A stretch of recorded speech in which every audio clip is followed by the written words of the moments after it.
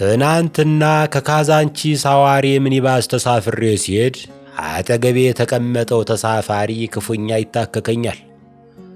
እርድናን ከእርጅና አስተባብሬ የያዝኩን ወንድማችሁ ይችን አጭር ማሳሰቢያ ያለቀኩበት። ጀለስ ጭር ያለ ቦታ የሚያስደስትህ ከሆነ ኪሴ ውስጥ መግባት ትችላለህ፣ መብትህ ነው። ስርቆትን ግን አታስበው። ዶላሬን ባንክ አኑሬዋለሁ። አይፎኔን ቤት ጥዬው መጥቻለሁ። ፍላሽን እንደ ማተብ አንጠልጥዬዋለሁ። በአጠቃላይ በዚህ ሰዓት መስረቅ የምትችለው ቀልቤን ብቻ ነው። አዲስ አበባ ያለው የራይድ ታክሲ አገልግሎት ከአሜሪካው ኡበር የተቀዳ ይመስለኛል። ግን ከአሜሪካው አቻው ብዙ ልዩነት አለው። አሜሪካ ኡበር ለመጥራት ሂሳብ ቅድሚያ በካርድ መክፈል አለብሽ። ጥሪውን ከሰረዝሽ ደግሞ ኪሳራው ባንቺ ነው።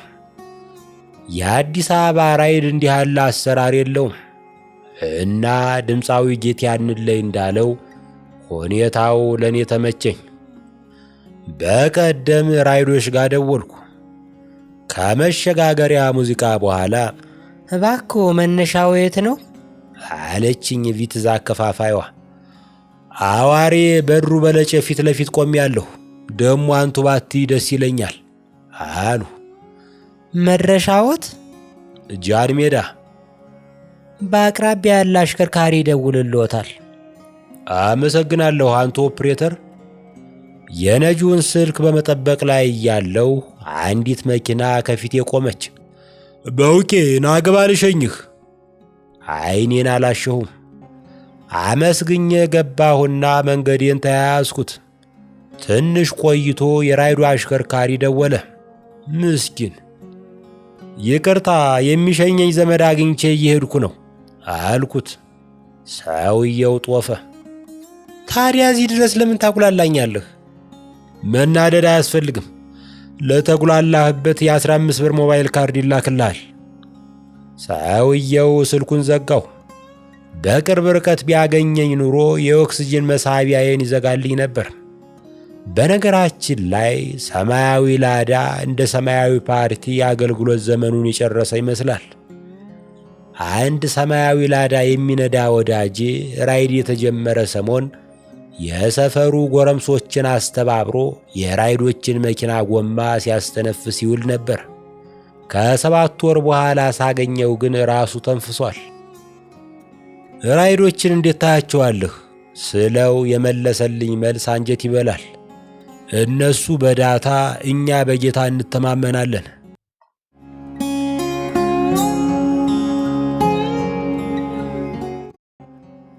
ከጥቂት ዓመታት በፊት የምነው ሸዋ ባለቤት አቶ ሸዋ ይተና ለእህቱ ልደት ዲሲ በሚገኝ ክለብ ውስጥ የራት ግብዣ አዘጋጀ።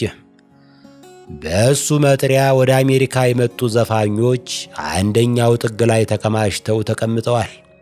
ፋሲል ደሞዝ፣ አጫሉ ሁንዴሳ፣ ኃይሉ ፈረጃ፣ ሀፍቶም ወይም አባቱን የረሳሁት ዘፋኝና ሌሎች ድምፃውያን ነበሩ። ይህን ማስታወሻ የጻፈው ጭሮ አደርም የዘፋኝ ለምድ ለብሶ ተቀላቅሏል።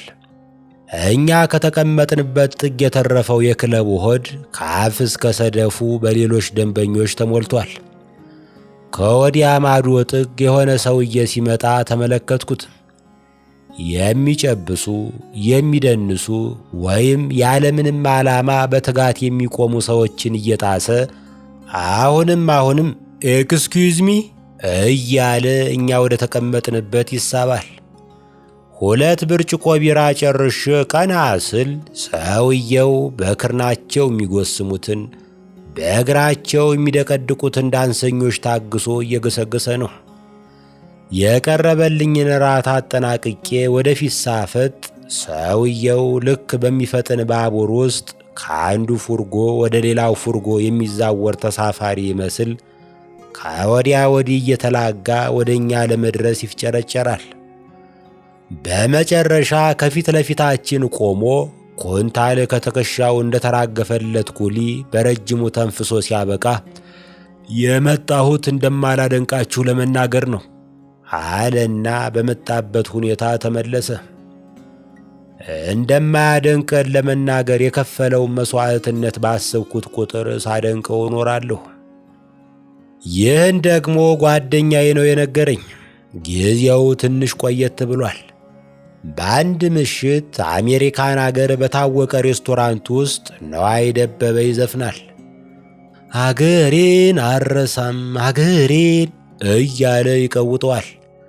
በዛ ሰዓት ደግሞ አብዛኛው ዲያስፖራ አገሩን ለመርሳት እየጠጣ ነው። ነዋይ አገሬን አረሳም ይልና እንዲጨርሱለት ማይኩን ወደ ታዳሚው ይደግነዋል። እዚህ ጋር አንድ ጎድን ጥብስ አዝዘን ነበር ከሚል የአንድ ተስተናጋጅ ምሬት በስተቀር ከታዳሚው አካባቢ የሚመጣ ድምፅ አልነበረም። ነዋይ ዘፍኖ ጨርሶ ልብሱን ለመቀየር ወደ ሬስቶራንቱ ጓዳ ሲገባ አንዱ ታዳሚ እንደ ጥያ ድንጋይ ጓዳው በር ላይ ተገትሮ ጠበቀው እና ተገታሪው የነዋይን ትከሻ እየተመተመ እንዲህ አለ። በርታ፣ በዚህ ከቀጠል ካልበም ማውጣት አይቀርም። ከዓመታት በአንዱ ቀን ከጌትነት እኔው ጋራ አንበሳ ባር ምሳ በላን። ከዚያ ወጥተን ልንሸኛኝ ወደ ካዛንቺስ የሚያራምደኝን መንገድና ወደ ብሔራዊ ቲያትር የሚመልሰውን ጎዳና የሚያገናኝ ቦታ ላይ ቆምን። ወዲያው አንድ ጎልማሳ ሲጋራ እያጤሰ አጠገባችን እግሩን አንፈራጦ ቆመ። ከአቋቋሙና ከአስተያየቱ ተነስቼ ለአድናቆት ሳይሆን ለለከፋ እንደተሰናዳ ገመትኩ እና ክፍተት ላለመስጠት የሰማይ የምድሩን ስቀድ ሰውየው ጮክ ብሎ ጌትነት፣ ቅድም ዋቢ ሸበሌ ሆቴል ፊት ለፊት አየሁህ፣ አሁን ደግሞ እዚህ አገኘሁህ፣ እንዴት ነው ነገሩ? አለና በእርካታ ፈገግ አለ። እንዴት ነው ነገሩ የሚለው ሲተረጎም በዛብኝ፣ ብርቅ መሆን ቀረ ምናምን ሊሆን ይችላል። ጌትነት የሰጠው ምላሽ መቼም አይረሳኝም። ሥራ ፈተህ የምትከተለኝ ከሆነ ትንሽ ቆይተህ ደግሞ ለቡ አካባቢ የምታገኘኝ ይመስለኛል።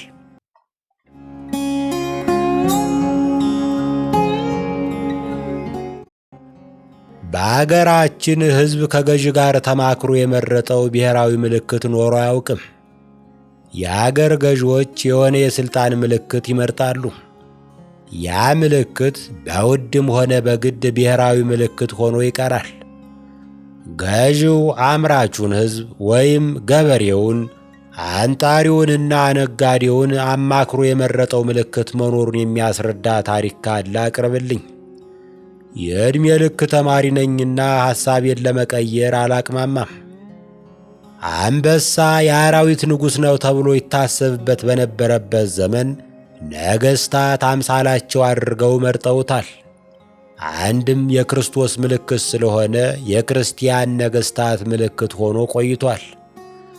ይሁን እንጂ ሁሉም ነገሥታት ተመሳሳይ ልማድ አይከተሉም ነበር።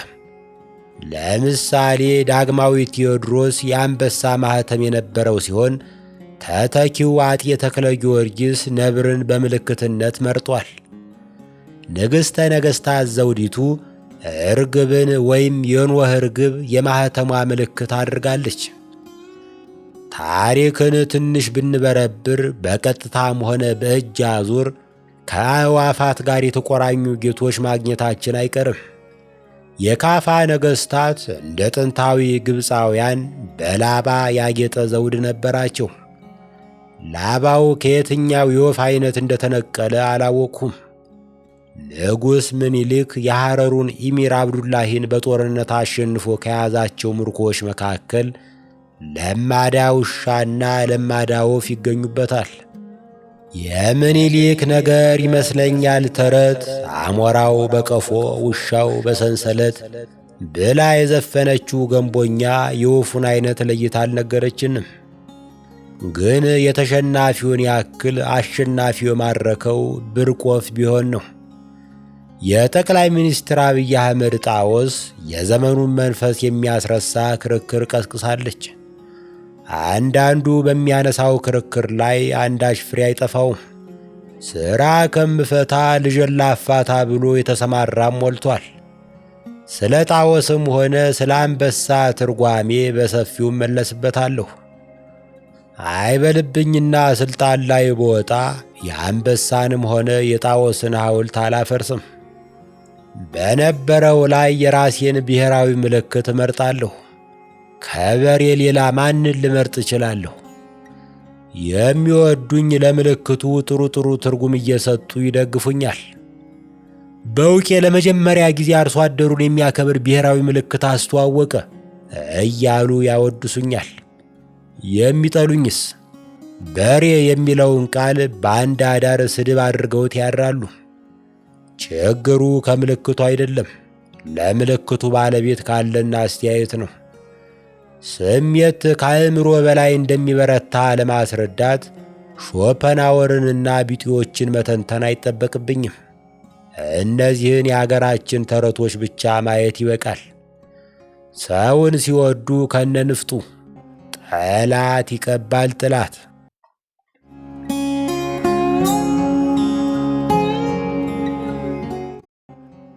አካል ጉዳተኛን እንደ ደካማ ፍጡር መመልከት ከባህላችን አሉታዊ ገጽታዎች አንዱ ነው።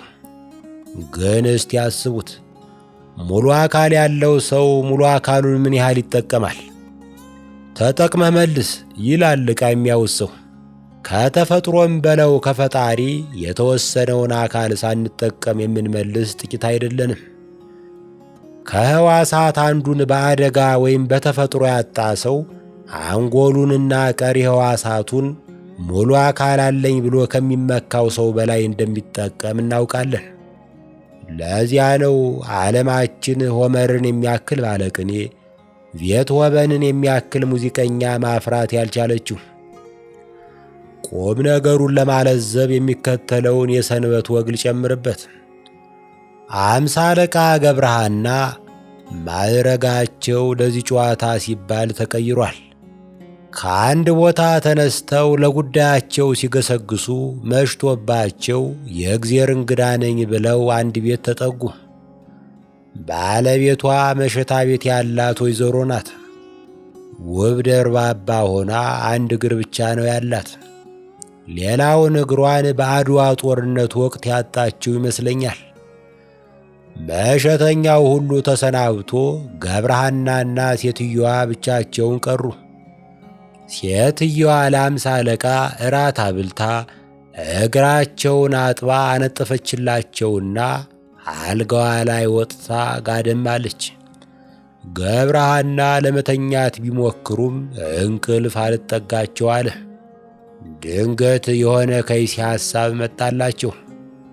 ብድግ ብለው ወደ ሴትዮዋ አልጋ ተሳቡ። አልጋው ላይ ወጡና እንደ ሽቦ ተጠመጠሙባት።